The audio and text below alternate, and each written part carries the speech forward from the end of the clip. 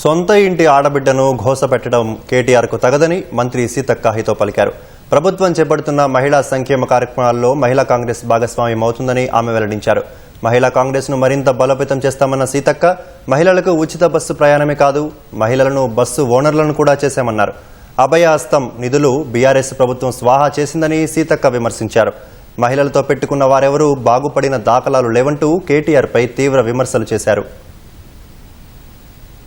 గత ప్రభుత్వము మహిళలు 1800 కోట్లు వైఎస్ఆర్ గారి హయాంలో అభయహస్తంలో కూడబెట్టుకునే అన్ని కూడా కాజేయడం జరిగింది.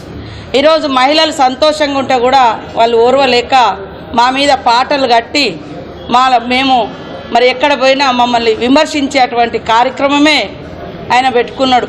ఆ ఇంట్లో ఆడబిడ్డ గురించి వాళ్ళకి తెలుసు, కానీ ఇంకా ఆయన మాజీ సీఎం గారి కొడుకు మమ్మల్ని పేరున తిట్టుకుంటూ ఊరేగుతున్నాడు.